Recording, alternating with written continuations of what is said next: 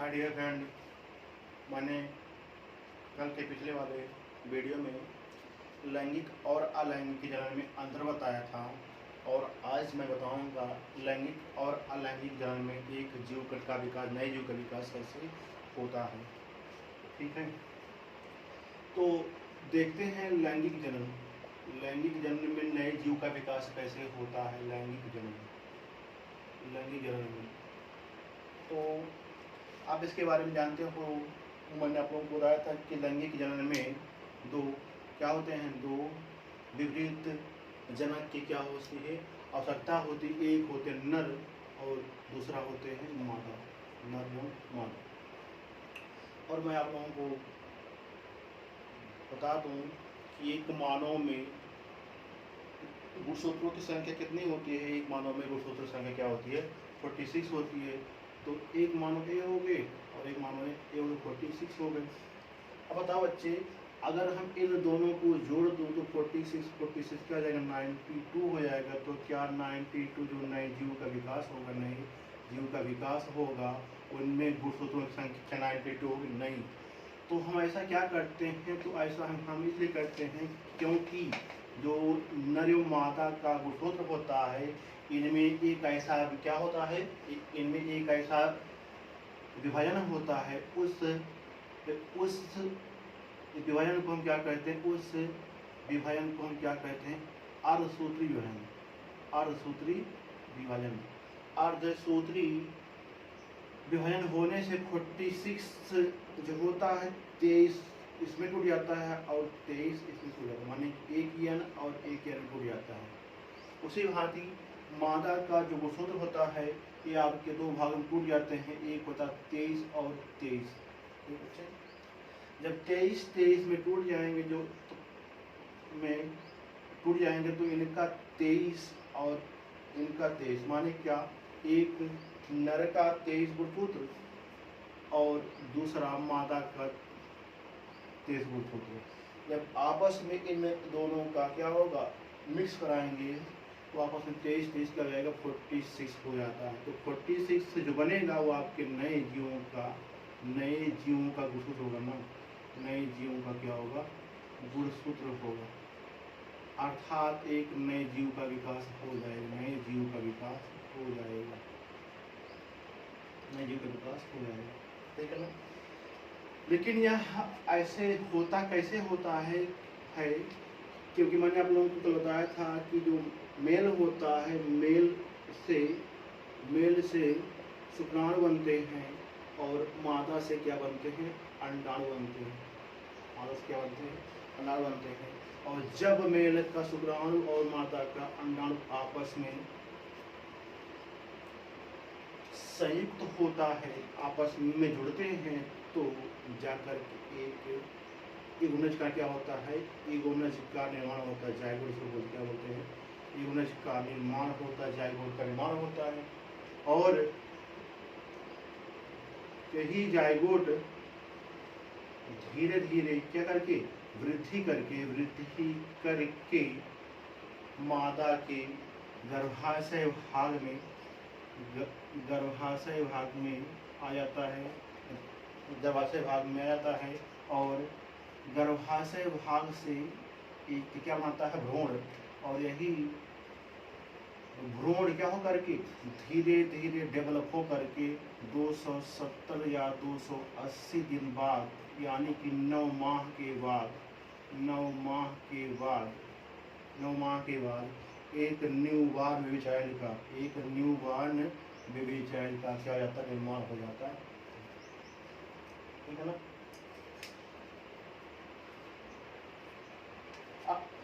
अर्थात इसमें क्या होता है, अर्थात जैसे ही क्या बनता है, इम्यून बनता है, इसमें कोशिकाओं की संख्या लगातार क्या हो जाती है, कोशिकाओं की संख्या लगातार विभाजित होती रहती मीन्स क्या, कोशिकाओं की संख्या 2 से 4, 4 से 8, 8 से 16, 16 32 से 64, 64 से 128, ऐसे ऐसे हमारे शरीर में कोशिकाओं की संख्या लगातार बढ़ती जाती है।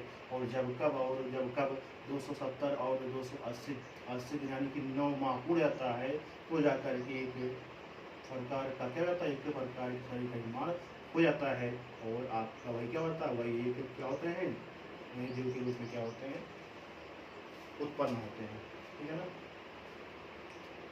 यहाँ तक बात आप लोगों को आज समझ में कि एक लैंगिक जनन में एक जीव का निर्माण कैसे होता है, नए जीव का निर्माण कैसे होता है। ठीक है। अगला हम बात करते हैं अलैंगिक जनन।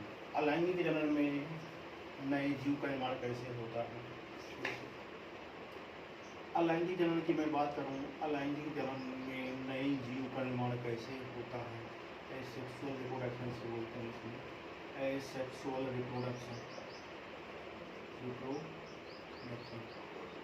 और आप लोग जानते हैं इनमें ऐसे जनन में केवल एक ही जनक की क्या होती है आवश्यकता, माने क्या, मेल व फीमेल में से कोई एक ही जनक के माध्यम से नए जीव का परिवार होता है। जैसे मैं बात करूं अमीबा,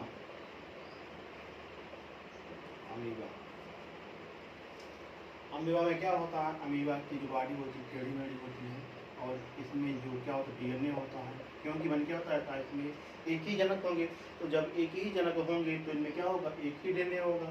तो इनमें जब एक ही क्या होगा, एक ही डीएनए होगा तो इनके डीएनए के केंद्रक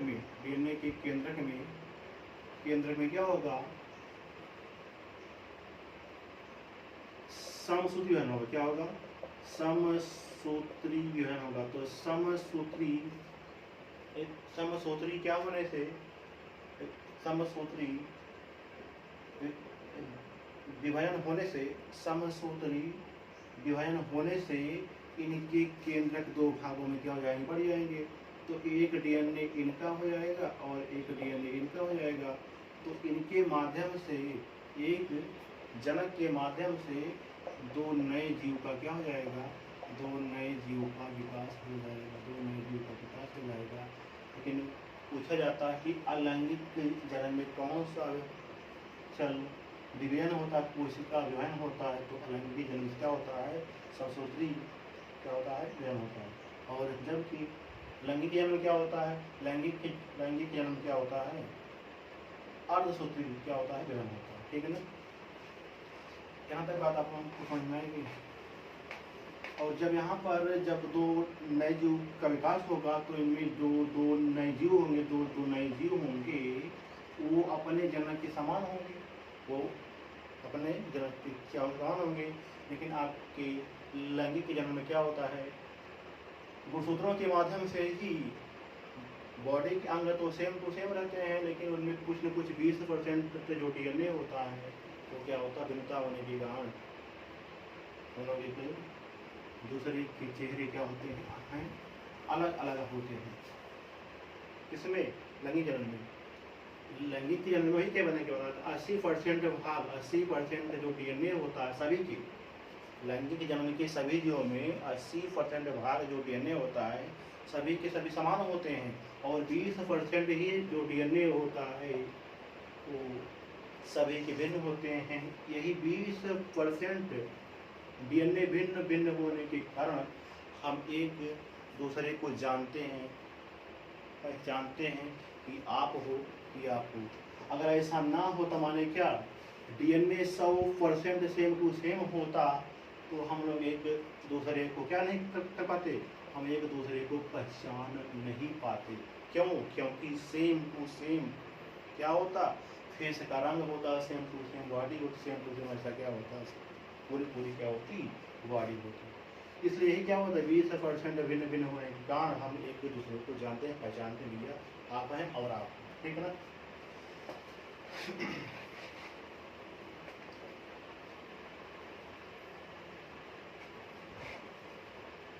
अब हम बात करते हैं जनन के उद्देश्य। जनन के उद्देश्य क्या क्या हो सकते हैं, जनन के उद्देश्य क्या होते हैं। जनन के उद्देश्य की मैं बात करूं, नंबर 1 क्या हो जाएगा, जाति वृद्धि, पॉपुलेशन ग्रोथ बोलते हैं, तो पॉपुलेशन ग्रोथ। जनन के उद्देश्य क्या होते हैं, तो इसमें लिखा गया जाति वृद्धि। तो क्या, जब हम जन्म करेंगे, मानव जब जन्म करेंगे या समस्त जब जीव जन्म करेंगे तो फिर क्या होगा, जातियों की संख्या में क्या होगी, वृद्धि होगी। जातियों की संख्या में वृद्धि होगी, जातियों की संख्या में वृद्धि होगी, अर्थात जातियों की संख्या में निरंतरता आएगी। जातियों की संख्या में लगातार वृद्धि होगी, जातियों की संख्या में लगातार वृद्धि होगी, जातियों की संख्या में लगातार वृद्धि होगी। दूसरा क्या हो जाएगा, समष्टि संगठन। समष्टि संगठन, एक सब लिखा गया। समष्टि क्या होता, समष्टि जीव का एक इसमें जो नहीं आएंगे, बल्कि मानव का समस्त भिन्न भिन्न आयु वर्ग वाले समस्त मानव को हम क्या कहेंगे, समष्टि कहेंगे। तो इसमें क्या हो जाएगा, जब समष्टि संगठन की मैं बात करता हूँ तो समष्टि संगठन में भिन्न भिन्न आयु वर्ग वाले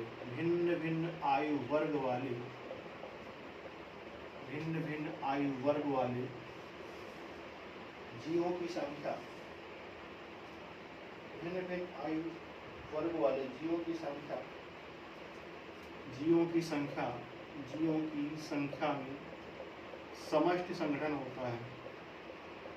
समष्टि संगठन होता है।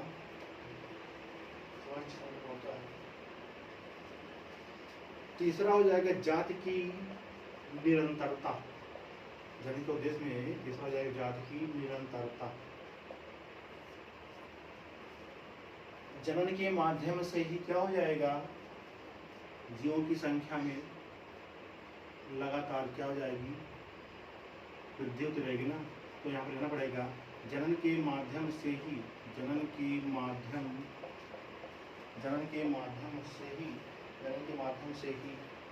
जीवों के या सभी जीवों में निरंतरता बनी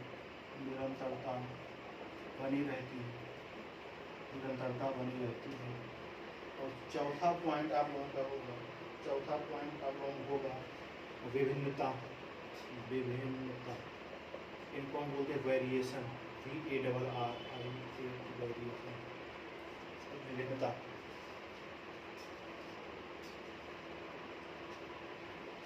विभिन्नता क्या होती है, लैंगिक जन्म के माध्यम से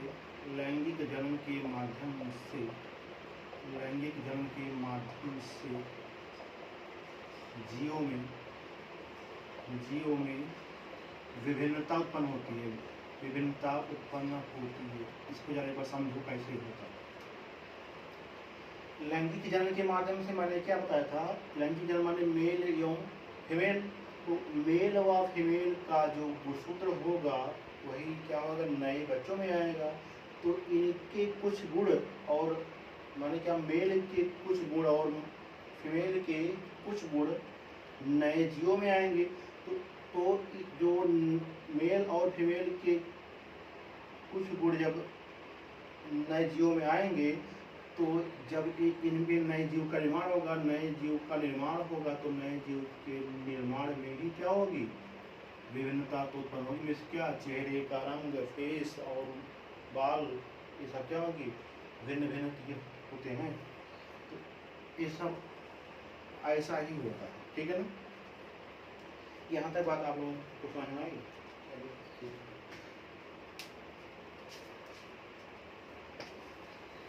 उसके बाद कल आप लोगों को मैं बताऊंगा कि लैंगिक जन्म की विधियाँ क्या होती हैं, पूरा डिटेल में। लैंगिक जन्म की विधियाँ क्या होती है, लैंगिक जन्म की विधियाँ डिटेल में आप लोगों को बताऊंगा। लैंगिक जन्म की विधियाँ होती है, कितने कैसे क्या होती हैं लैंगिक जन्म और अलैंगिक जन्म में, ठीक है ना। चलिए आज के लिए